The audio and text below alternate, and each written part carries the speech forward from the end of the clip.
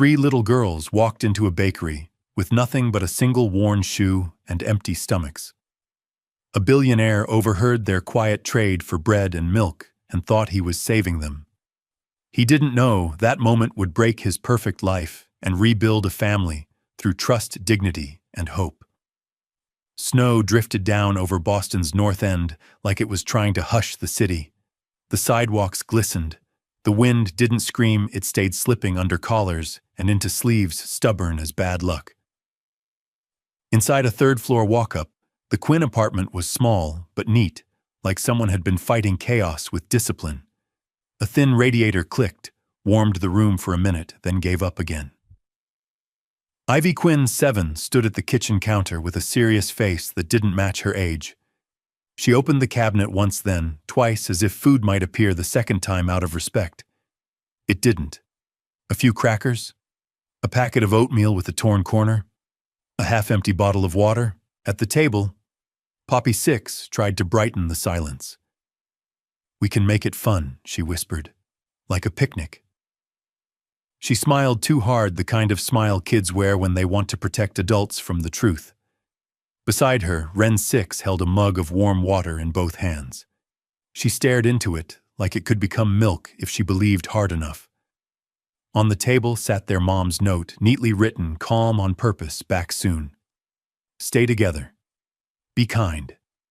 Their mom, Ilara Quinn, 30, had left before sunrise to chase another lead. She didn't call it begging, she called it building. She always kissed their foreheads and said, "We don't panic. We plan." Ivy pressed her palm to her stomach when it growled. She didn't want her sisters to hear. They heard anyway. Poppy glanced toward the bedroom. "Do we have anything we can trade?" she asked softly, like it was a secret word. Ivy's eyes landed on a single worn child's boot near the door, cracked leather missing lace cleaned carefully despite its age. Not trash. A memory of better days. "We don't beg," Ivy whispered. "But grown-ups trade things when times get hard." Ren's eyes widened. "Like Mom did?" she asked. Ivy nodded once, folding a paper bag tight around the boot. "Just bread. Just milk.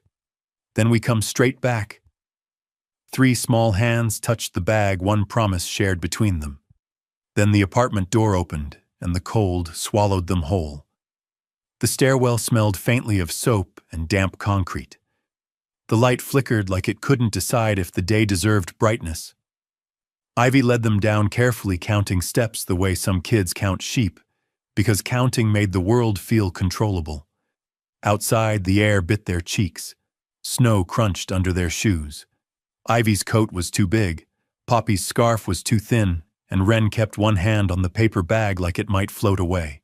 They walked, not running, not crying, moving with the quiet focus of children who learned early that drama wastes energy. Boston moved around them like a river. Adults hurried with coffee cups and headphones. Cars hissed over slush. No one stared. No one noticed. It wasn't cruelty, just the city's habit of not looking too closely. Poppy pointed to a window glowing warm.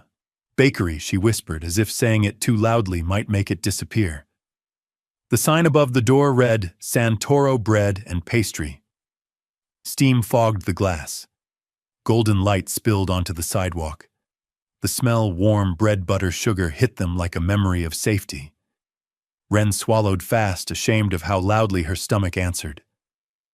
Ivy stopped before the door. She turned to her sisters like a small captain before a storm. "Mom's rules," she said. Poppy nodded eagerly. "We ask politely." Ren added, almost inaudible, "We say thank you. And we leave if they say no." Ivy finished, gentle but firm. Ren's eyes shimmered with fear. "What if they laugh?" she whispered. Ivy didn't lie with big promises. She lied with calm. "They won't," she said, like she could command the world through certainty. Poppy squeezed Ren's hand. "We're together," she reminded her. Ivy adjusted the paper bag so the boot wouldn't show. Not because she was ashamed, because she wanted control over the moment. She wanted to choose how their need entered the room.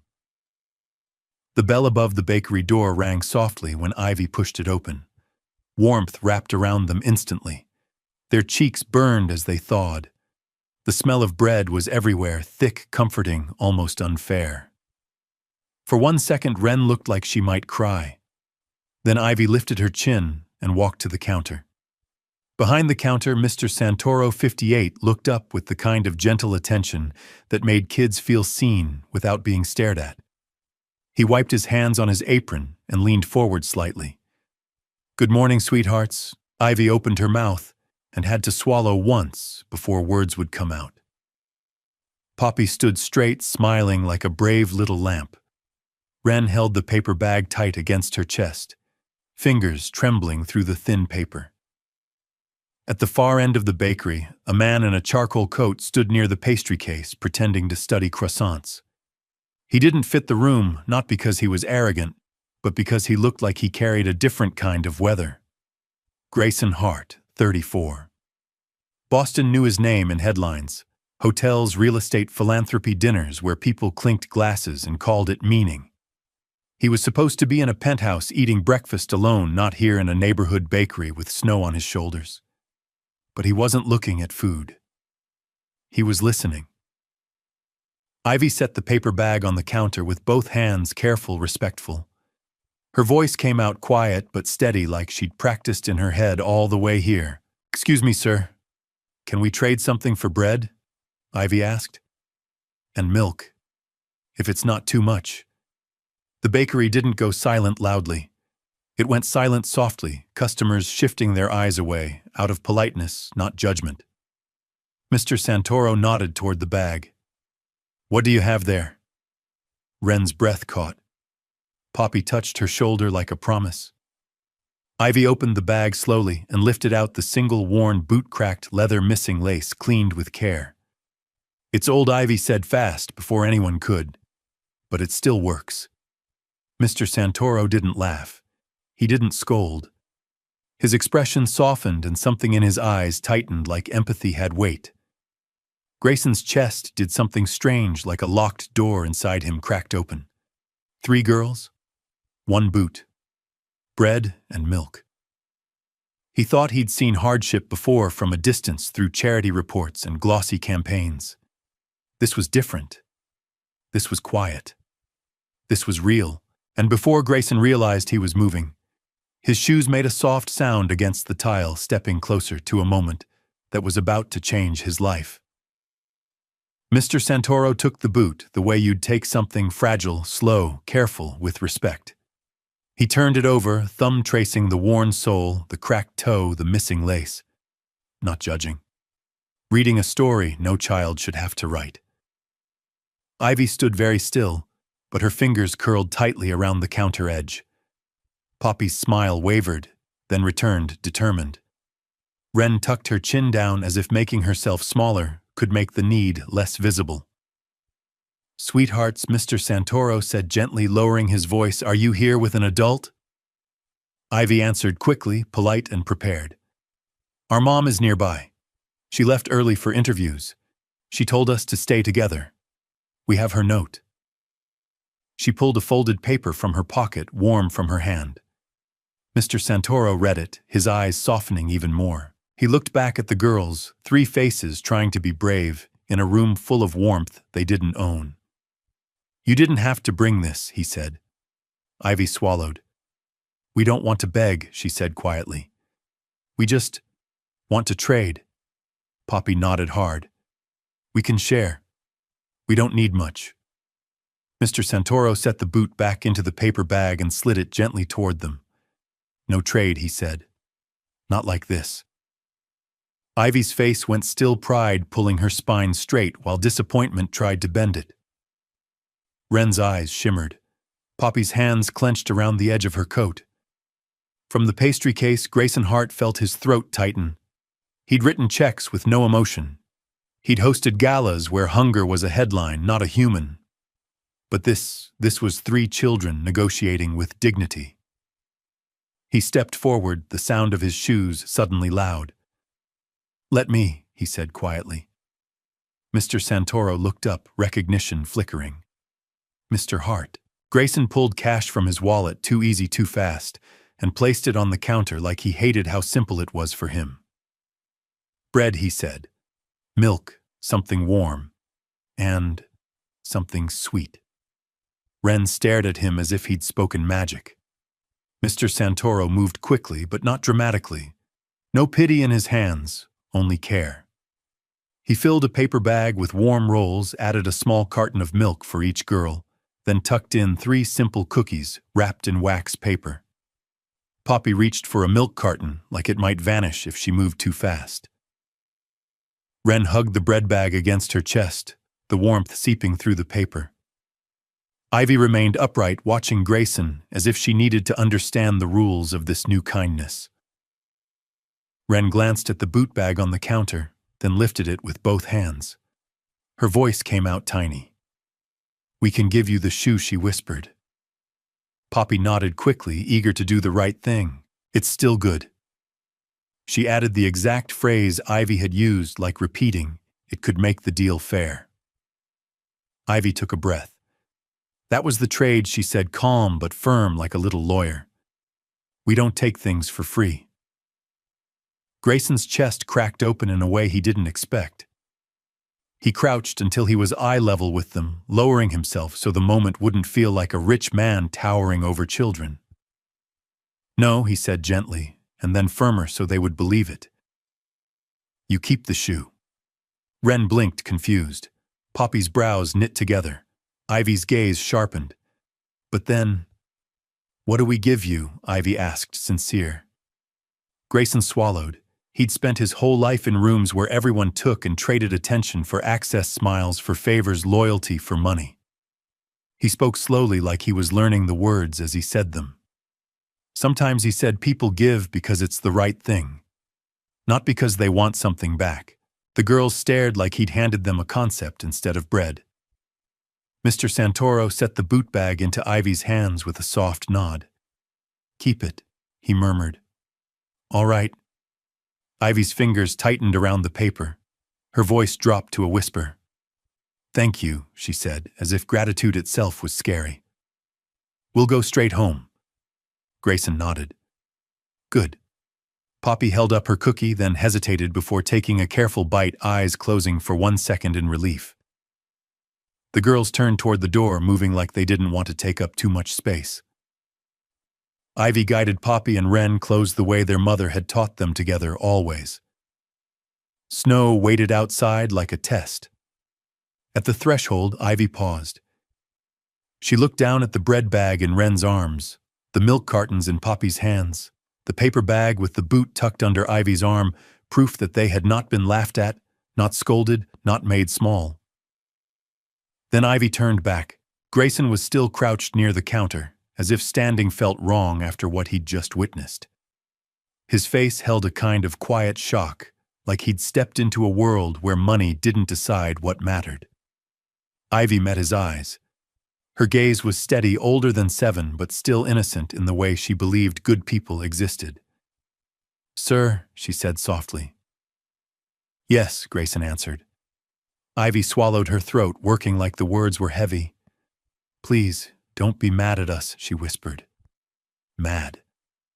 The word hit Grayson harder than any accusation. He blinked fast, caught off guard by how deeply it reached. In his world, kids weren't supposed to worry about anger from strangers. Kids were supposed to worry about math homework and cartoons and whether they could have sprinkles. "I'm not mad," Grayson said quickly. His voice softened. "Not even a little." Ivy's shoulders dropped, a fraction relief she tried to hide but couldn't. Then she said the sentence that cracked him open completely. "Thank you. For seeing us. Not for the food. Not for the money. For seeing them." Grayson's throat tightened so hard he couldn't speak for a moment. He only nodded because if he tried to answer, something inside him might break in public. Poppy tugged Ivy's sleeve. "We should go," she whispered. Wren looked back one last time and gave Grayson a tiny shy wave like she was waving goodbye to a safe place, not a stranger. The bell above the bakery door rang as they stepped out into the cold. Grayson remained where he was, staring at the doorway long after it closed, holding a feeling he didn't know what to do with except this. He couldn't let those 3 girls disappear again. That night, Grayson Hart stood in the quiet of his penthouse, the city spread beneath him like a map of lights that meant nothing. The refrigerator hummed full of food he rarely touched. A glass of water sat untouched on the counter. He tried to read reports, then shut the tablet with a sharp breath.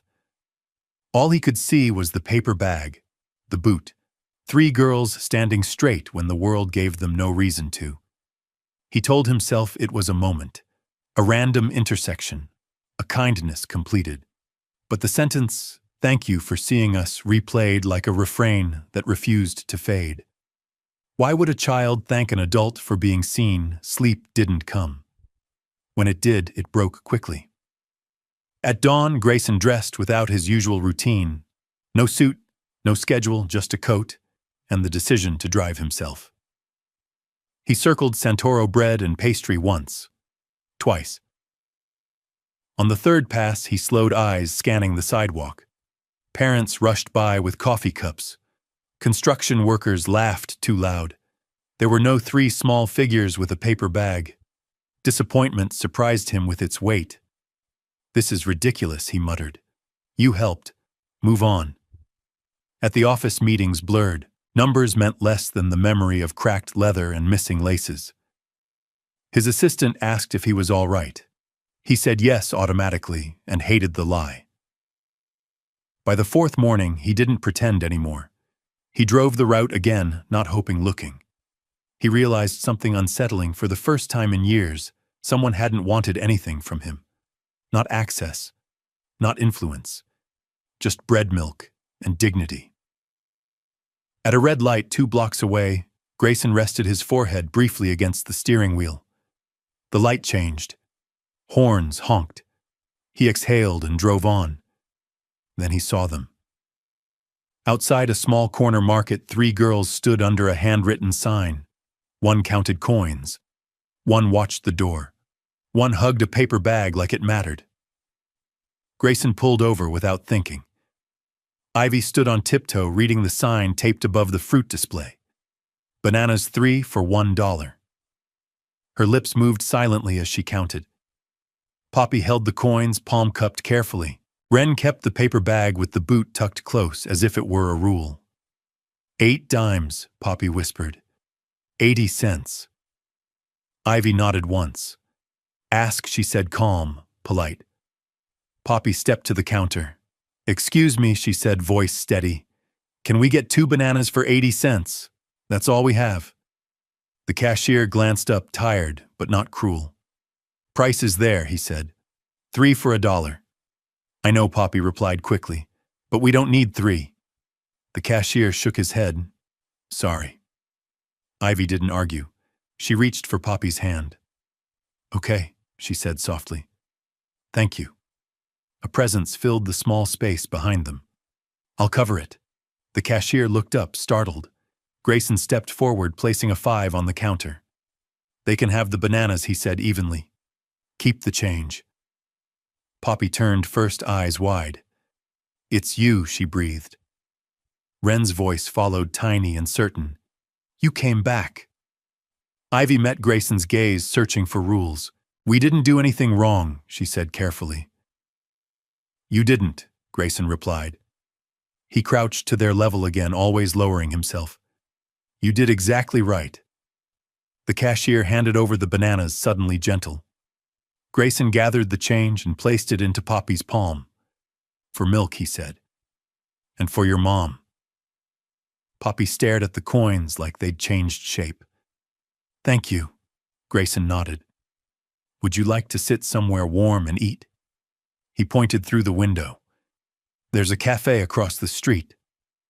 Ivy hesitated, then checked the note in her pocket, still there. Public, she said, deciding. Okay. Inside the cafe, grilled cheese arrived, steam rising like comfort. Wren took a careful bite and closed her eyes. It's really good, she said, serious. Ivy wrapped half her sandwich in a napkin. For Mom. Grayson looked away, throat tight. They walked back together, not rushed, not slow, matching each other's pace. Ivy chose well-lit streets. Poppy held the milk. Wren carried the paper bag with the boot, like a responsibility she'd accepted. At their building, the paint peeled where time had touched it too often. A paper star was taped crookedly to one door, hand-cut, hopeful. "This is us," Ivy said, factual, not apologetic.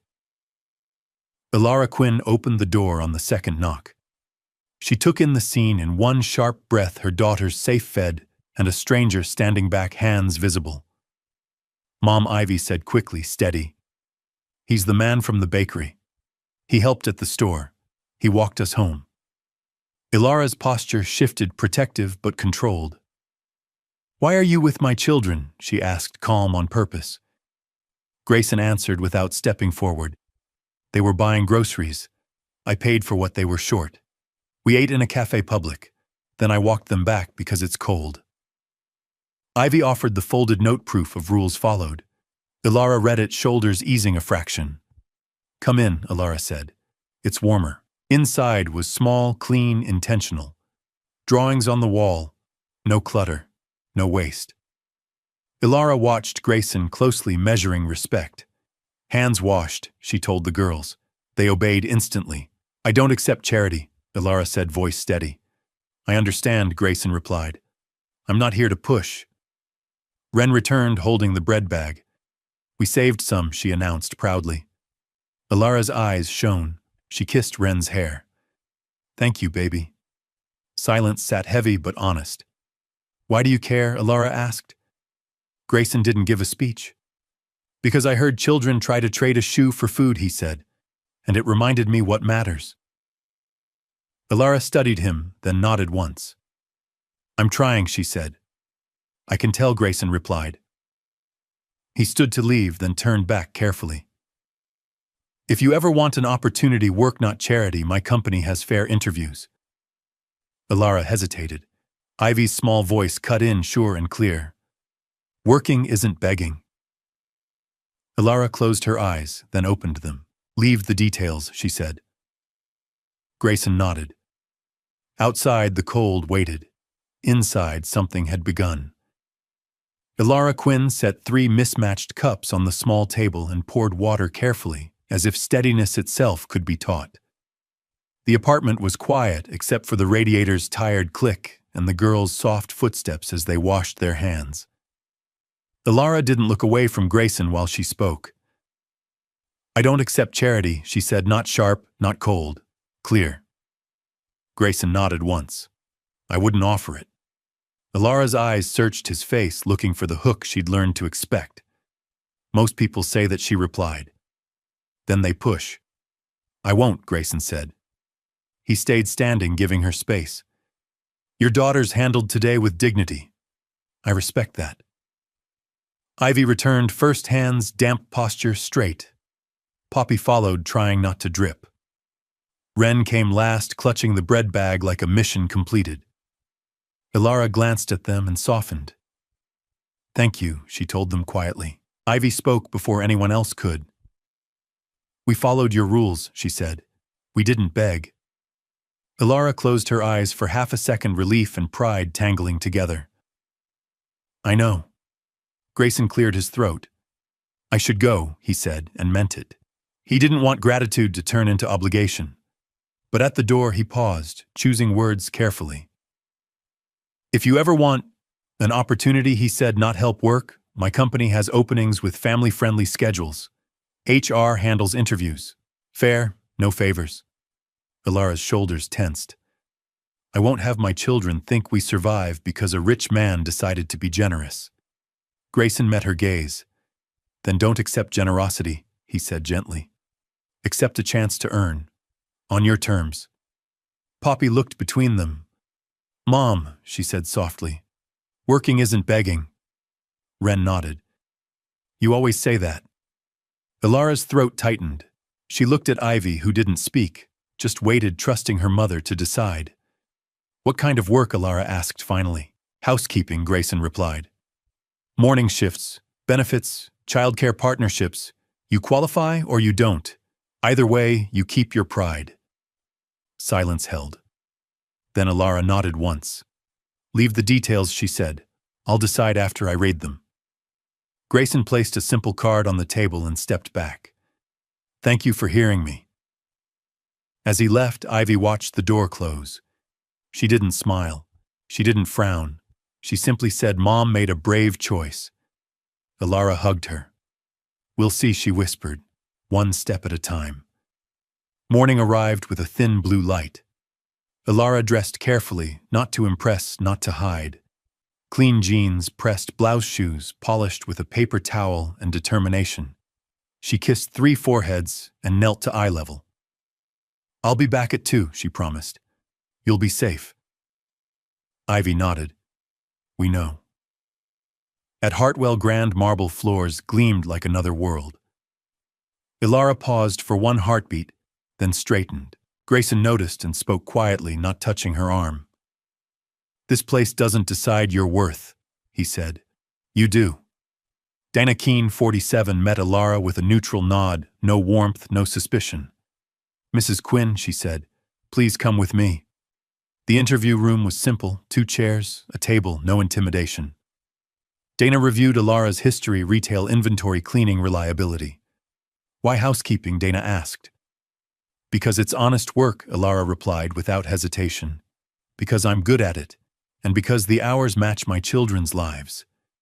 Dana leaned back slightly. "This role is demanding. Guests complain about things beyond your control." Alara met her eyes. "I can handle pressure. I've handled uncertainty." "Why should we hire you?" Dana asked. Alara inhaled. "Because I show up. Because I don't cut corners. And because my daughters are watching who I become." Silence followed, measured, professional. Dana closed the folder. "You start Monday," she said. Alara froze. I'm hired?" "Yes," Dana replied. "Welcome to Hartwell." Outside, Grayson waited without pacing. Alara stepped toward him, disbelief softening into a small, real smile. "I got it," she said. Grayson exhaled like he'd been holding his breath for months. "I knew you would." They didn't celebrate loudly. They didn't hug. Respect held the space. At childcare orientation, the staff knelt to greet the girls. "We're glad you're here," a teacher said. Wren clutched a ribbon. Poppy waved. Ivy scanned exits, then relaxed. At lunch, Wren tried to tuck a cracker into her pocket. The teacher smiled gently. "There will be more," she said. Wren hesitated, then ate. When Alara picked them up at 2, 3 small bodies ran to her at once. Poppy talked. Wren beamed. Ivy said the sentence that mattered most: "You came back when you said you would." Alara smiled. Always. Monday came fast. Alara clocked in at 6, sleeves rolled, hair pinned back. Marisol Vega, the supervisor, handed her a uniform. "We work hard," she said, "but we work together." Alara learned the rhythm corners, first mirrors, last lines straight. Her arms burned, her back ached, but with each finished room, something steadied inside her. Pride grew quietly. At noon, she ate in the employee cafeteria with women who spoke in shorthand, mothers, survivors, workers.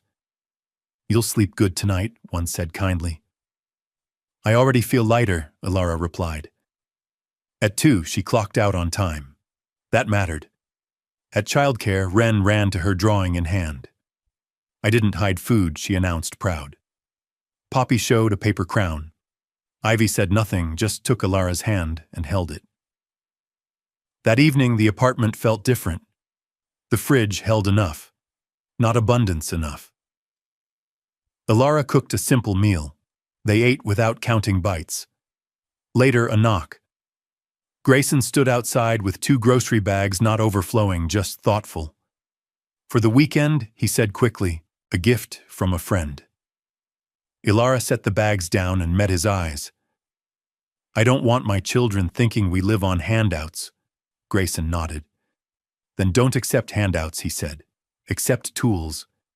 He set the bags on the table and added softly, "You earned the job. This is a bridge, not a leash." Alara studied him, then nodded. "Thank you." Wren hugged the bread bag like a trophy. Poppy danced. Ivy watched Grayson carefully, then spoke.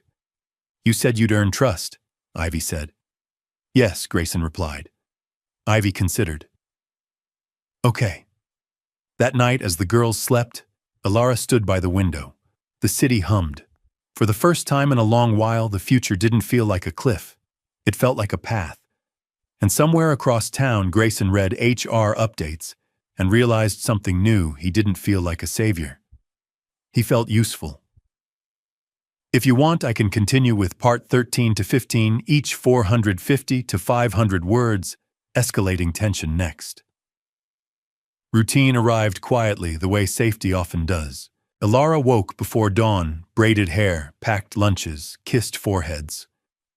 The girls learned the rhythm shoes by the door, backpacks hung straight, goodbyes said without fear. At Hartwell Grand, Alara learned corners and cadence, how to move efficiently without rushing, how to leave a room better than she found it. At childcare, snack time came every morning at 10. Ren still hesitated, fingers hovering over crackers like she was asking permission from the future.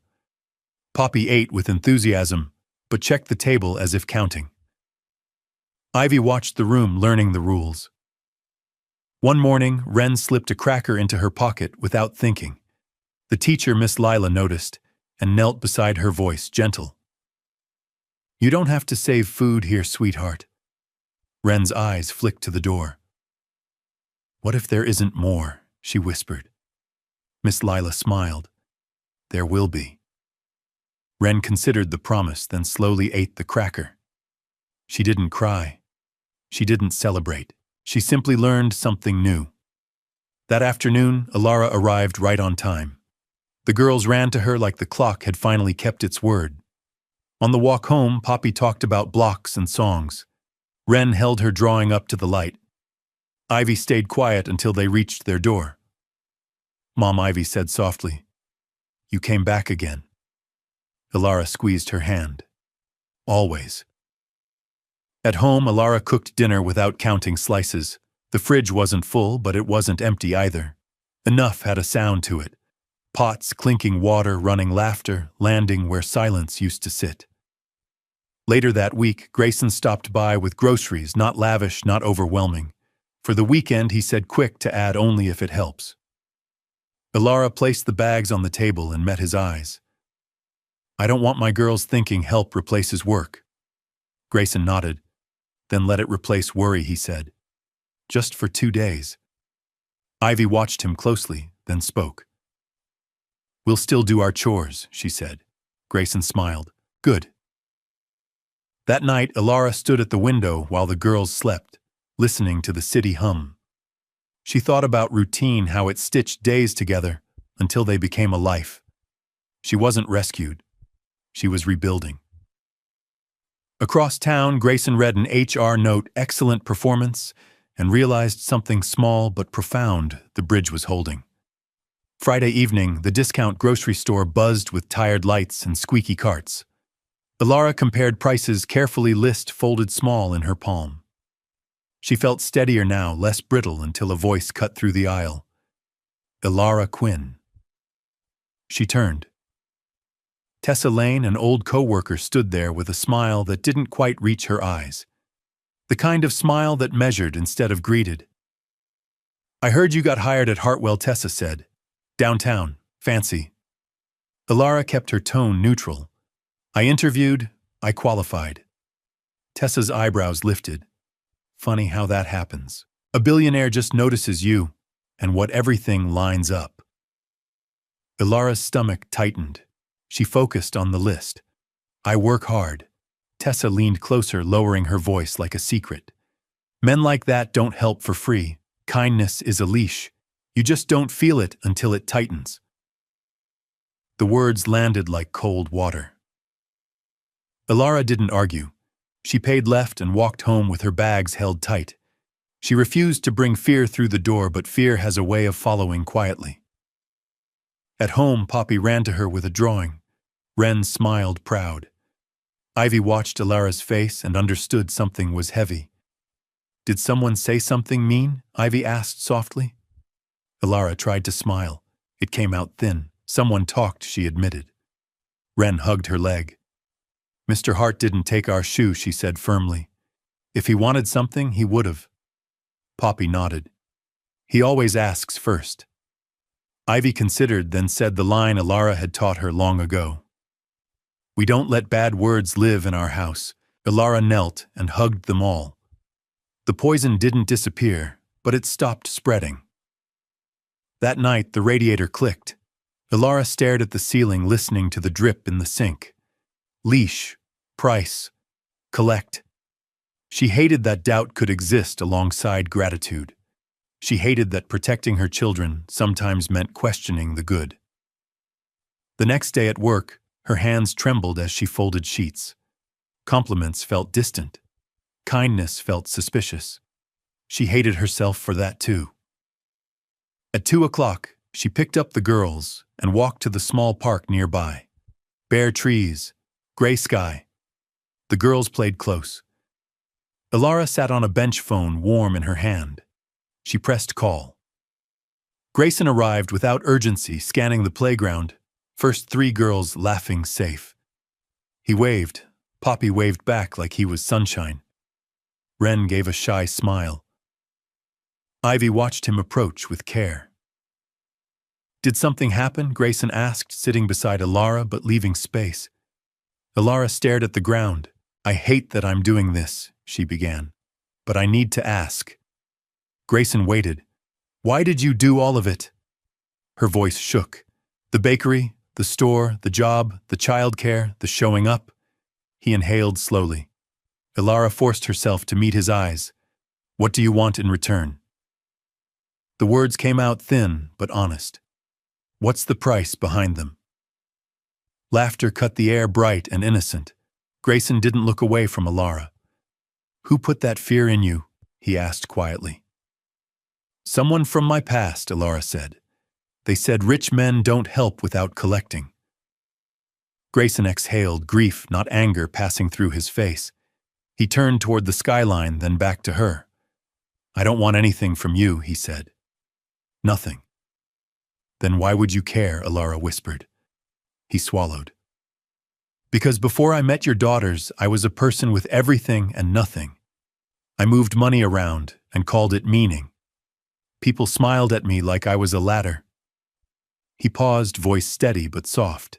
Then I heard 3 girls try to trade 1 worn shoe for food. Ilara's breath caught.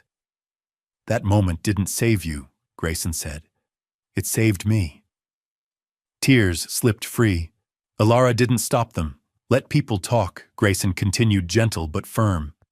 You know who you are. Your girls know who you are. And they know who shows up with respect. Ilara's shoulders shook. I'm sorry. You're protecting them, he replied. That's not something to apologize for. He stood. I brought something, he said, returning with a small backpack and simple school supplies. Tools, he added. Not chains. Wren gasped. Poppy clapped. Ivy searched his face for rules. For school, Grayson said. A partner program, safe, normal. Ivy nodded once. Okay, she said. Earn it. Grayson smiled, relieved. I will. Ilara wiped her cheeks and took a steady breath. The doubt didn't vanish, but it lost its power. Because trust, she realized, wasn't a gift. It was a choice made again every day. Grayson set the small backpack on the park bench, like it mattered, because it did. It was bright, but simple, new, without being flashy. Inside were notebooks, pencils, a folded sweater with a school emblem stitched small at the collar. Nothing excessive, everything intentional. Poppy touched the zipper, then looked to Ilara for permission. Ilara nodded once. It's real, Poppy breathed. Wren hovered, close fingers curling into Ilara's coat. School, she asked, cautious hope lifting her voice. Like, every day, Grayson nodded. A partner program connected to the childcare. Same schedule, same safety rules. Ivy studied the backpack like a contract. What do we give back? She asked. Grayson crouched, meeting her level. You don't, he said. You use it. Ilara watched him carefully. I won't have them think gratitude means obedience. It doesn't, Grayson replied. Gratitude is a feeling. Obedience is a demand. I'm not making demands. The girls absorbed that in silence. Ivy nodded slowly, filing the distinction where she kept rules. Grayson took a breath. I want to keep showing up, he said. Not as a savior, as someone who earns trust. If you decide at any point this doesn't feel right, say the word. I'll step back. Ilara felt something loosen in her chest. Choice. He was offering choice. I can't promise speed, she said. Trust takes time.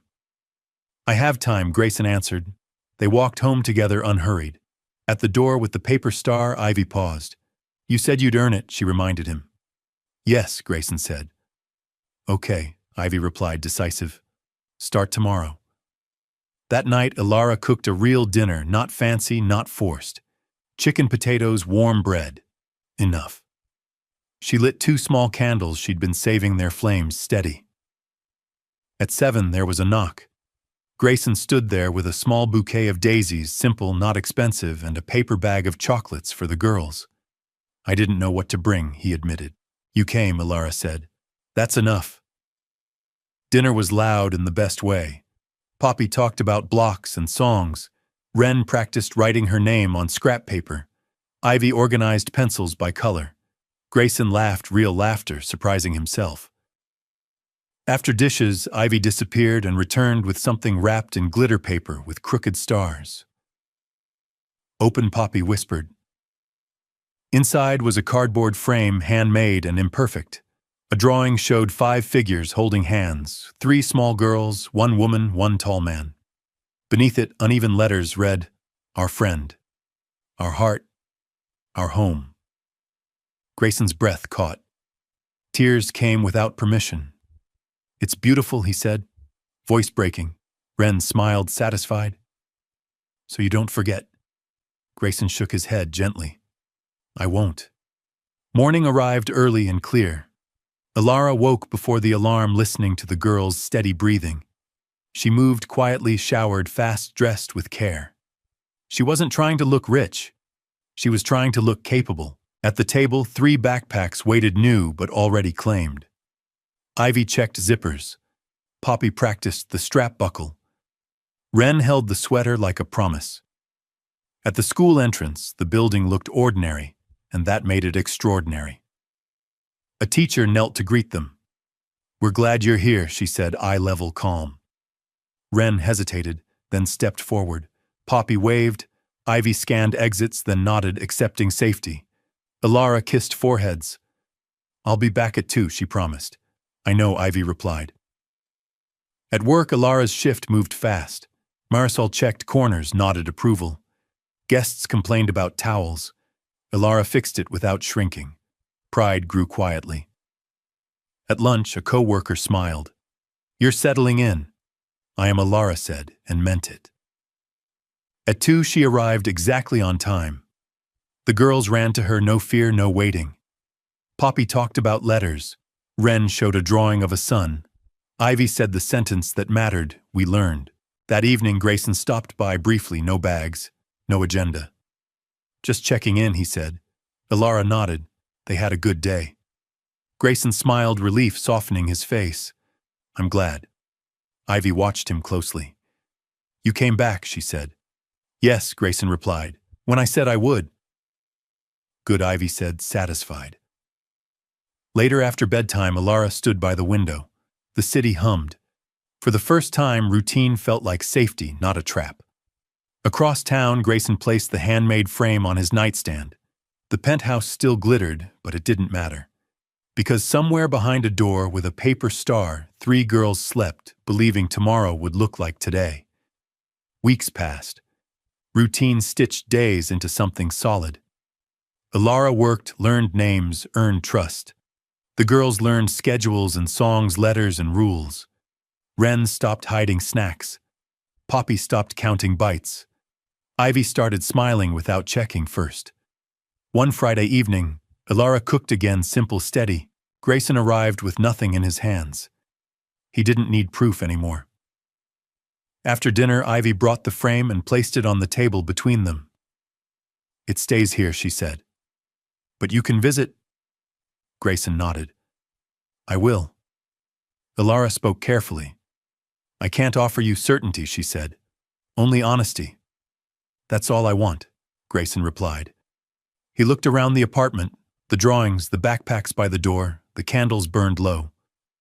I used to think money was power, he said softly. Now I think power is showing up without strings. Ilara smiled. Then you're learning. Later as he left, Ren hugged him quick, fierce. Don't leave forever, she whispered. I won't, Grayson promised. Not if you'll have me. At home, he placed the frame beside his bed like a vow. He slept without the ache he'd carried for years. Because somewhere across the city, 3 girls believed in him not because he paid, but because he stayed. And that belief, earned, fragile, real, was the greatest wealth Grayson Hart had ever known. Winter softened into a hesitant spring. The snow retreated from the sidewalks, leaving the city damp and shining. Inside the Quinn apartment, windows were cracked open for the first time in months, letting in air that didn't bite. Ilara folded laundry at the small table while the girls worked on homework. Ivy read aloud, steady and proud. Poppy practiced letters, tongue tucked in concentration. Ren drew a house with a star on the door. Why the star? Ilara asked gently. Ren didn't look up. So people know where it is. Ilara smiled and kept folding. That evening, Grayson arrived without announcing himself, just a soft knock, familiar now. He brought nothing. He didn't need to. He sat on the floor and listened as Poppy explained a school game and Ren showed a paper crown. Ivy watched him for a long moment, then spoke. You know, she said, you don't have to bring things anymore. Grayson nodded. I know. What do you bring now? Poppy asked, curious. Grayson thought for a beat. Time, he said. Attention. Ivy considered that. Those are good. Later, Ilara walked him to the door. The hallway light flickered, but the apartment behind them glowed. You've been careful, Ilara said. That matters. Grayson met her eyes. I'm trying to be. As he stepped out, Ren called softly from the couch. You'll come back. Grayson smiled. Yes. The door closed. Ilara leaned against it for a second, breathing in the quiet. For the first time, the word home felt complete, not because everything was fixed, but because it was shared. Life settled into small certainties. Ilara worked steady hours. The girls learned and laughed. Bills were paid on time, not easily, but honestly. Grayson didn't disappear. He didn't arrive with fanfare either. He showed up when he said he would. He asked before helping. He listened more than he spoke. One afternoon, Ivy found him staring at the handmade frame on the shelf. It's not perfect, she said, serious. It's perfect to me, Grayson replied. Why, Ivy asked.